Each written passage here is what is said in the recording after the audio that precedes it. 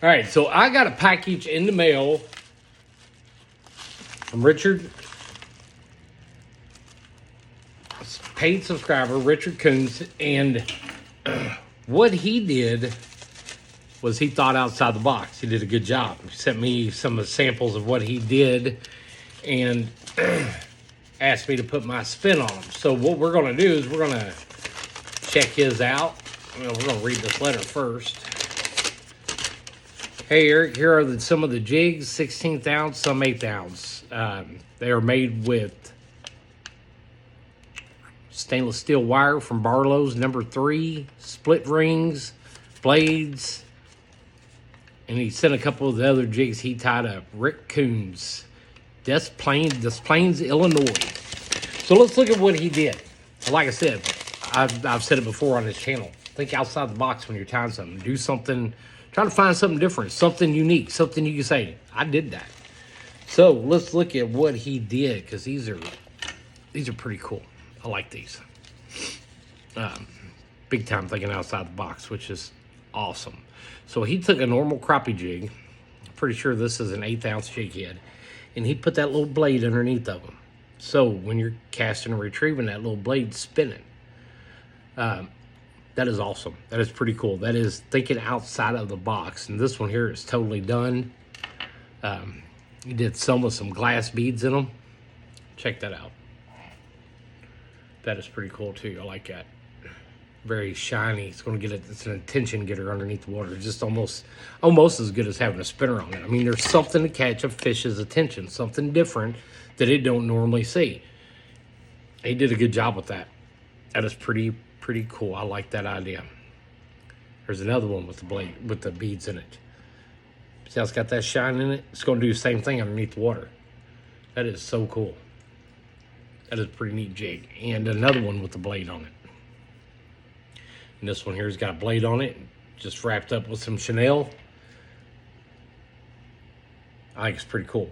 We're going to tie one up here in a minute. Well, you're going to be reeling it, so you're going to get a reaction bite off a fish using this jig. But I would probably even vertical jig it, bounce it up and down. That flash on the back of it is really cool.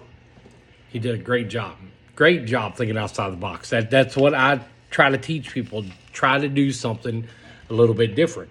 With that being said, I'm going to do the exact same thing he did. I don't have all the loose materials or parts to make these, so I'm going to kind of show you how I dug in my tackle boxes in my boat and come up with these. So stay tuned, watch and see. All right, so here we go. It's in the vise. I've got an 1/8 ounce minnow head looking crappie jig head. I'm pretty sure it's an 1/8. It could be a 16th. I'm not really sure. Don't remember. I got these off Amazon, and I'm not sure how the weight translated down, but I'm pretty sure that's an 1/8 ounce. We're going to clamp that baby in a vise just like that. Now, we're going to put that blade of bait on, but I don't have the parts from Barlow's yet to actually make these. So what I did is I went and tried to find something, and I did. We've got tons of these. I did a video on these a while back. Nobody uses these anymore. Some people said they did, and some said they didn't. This usually snaps on up here, and then that hangs out way back here on the back and spins. You take a normal jig head and turn it into kind of like a little small spinnerbait. We're going to do something different with this. I'm going to show you. Let's get this up and rolling. So we're going to start out with our Sally Hansen's just like we do every jig.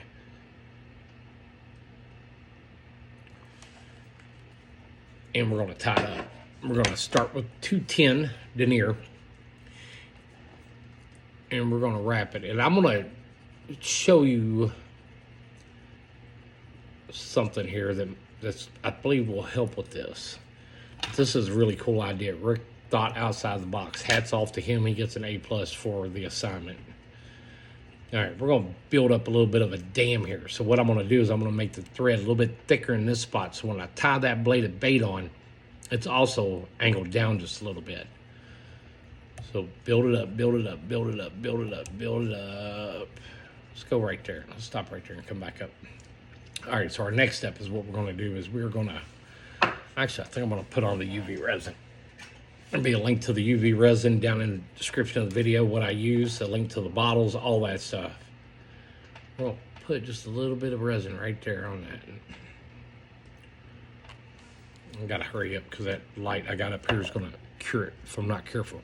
We're gonna take this little blade of bait because I will end up buying the materials to make these, but we're gonna clip it right there in that eye.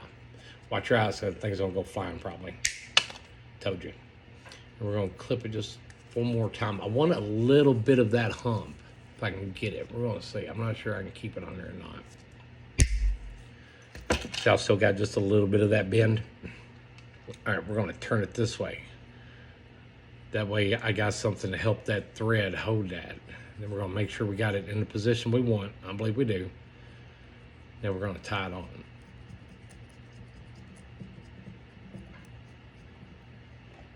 Now with that, remember I put that little bit of a thread dam on there, and it's gonna kind of hold it up some. It's not laying perfectly flat against the shank of that hook. It's up. There's a little bit of a gap right there. I should have done this video the other way so I can show it really good. All right, we're gonna lay that blade down. Now what we're gonna do is we're gonna take our UV resin. We're gonna put just a little bit more on there. And I'm gonna cure that up some. I got another light. I think I'm gonna double team it. We're gonna tag team it. We're gonna help kind of cure it just a little bit. We're gonna make that solid. I'm gonna use that as my super glue. Super glue might be a little better idea on this one. Let me know what you think. Have you done the UV resin on the body and then went ahead and finished tying it? We're gonna call that good. We're gonna say that is good. Now I'm gonna take my Chanel, and I am using, I can find a package here. I got everything buried up here on the table. I haven't done a YouTube video for a while. I've been kind of busy on TikTok doing some stuff on there. So if you haven't yet, check out my TikTok channel. We're going to be using solid tinsel rainbow Chanel. Don't really know a good place to get this stuff anymore. Bass Pro can be hit or miss, but I will look around and see if I can't find it and get a link up in my videos of where all this stuff is. So we got our Chanel tied in, got our thread down, got our bobbin out of the way. Now we're just going to wrap. This is going to be a straight up Chanel body. We're just going to be careful. You don't want to get that blade tangled up in there anywhere. So we're going to get up here to the neck and we're going to stop and we're going to inch our bobbin back up. We'll wrap it.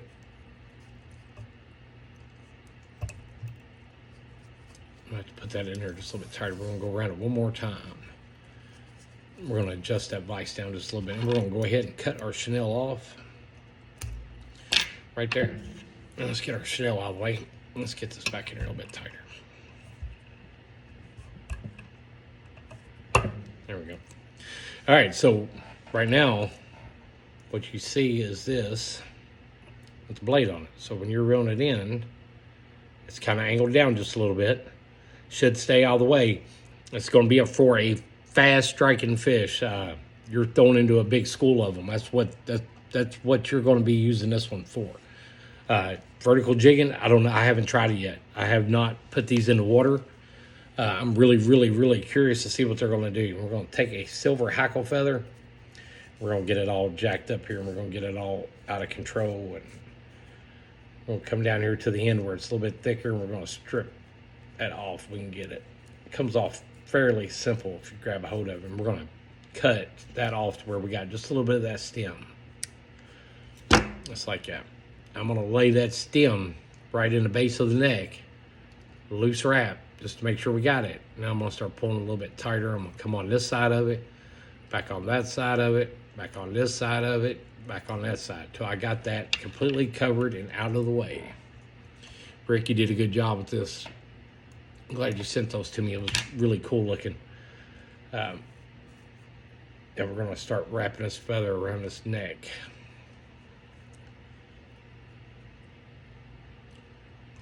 I had my little hackle pliers somewhere. I don't know where they went. But it's all right. We got it. I'll hold on the end of that tail back here, and then we're just going to wrap. And I'm not trying to get it any particular way or get it caught up any way. I'm just going to pull the thread up in there. I'm going to find that other piece of feather right there. See what I did? I wrapped it just like I do my Chanel. Now we might try to get it under control just a little bit. Hats off to those guys that tie flies that do these with those little feathers. They do a phenomenal job with that. I tie a lot bigger stuff, but I do have a pair of hackle pliers just for that. I got a tip for that one time. Somebody said, like, hey, you need to get you some hackle pliers. So I looked into it, and I got them. Now, I think they're back up there somewhere. Okay, so now you got that big old blob of feather left over. I probably could have wrapped them once or twice more, but my fingers were going to get in the way. Cut that baby off. Clean it back some. We're going to take our UV resin. We ain't going to use a whole lot. Well, we probably will, too.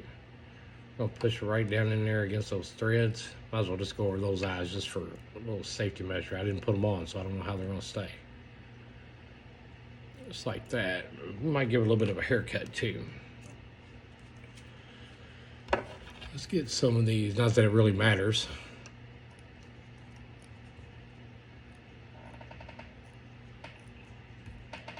Now,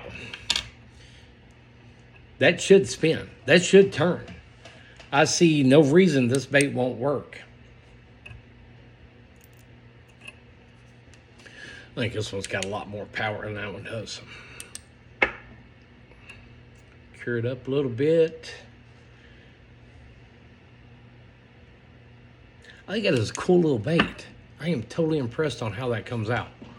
Like I said, I think that thread dam is going to help angle it down so it ain't straight back and getting caught up in anything. I see no reason that don't work. Send me a message. Let me know what you think. Your opinions on this. Are they going to hit the blade and miss the bait? Or is it all just going to get, boom, just hammered because it's something different? Somebody thought outside the box, come up with something just a little bit different. Not, they make bladed baits with that blade on the back of it. That's the first time I've ever seen a hand-tied one with one. So I got to give him credit. Rick Coons, you did an awesome job. And this video is totally based off those ones you sent me. But there it is. And it should stay in there once it all solids up and cures in that UV box for a little bit. I like it. Let me know what you think. Send me a comment. Like, share, subscribe. Is this bait worth making or no? I'm kind of curious. I really, really want to see what this bait's going to do. Until next time, we'll see you guys.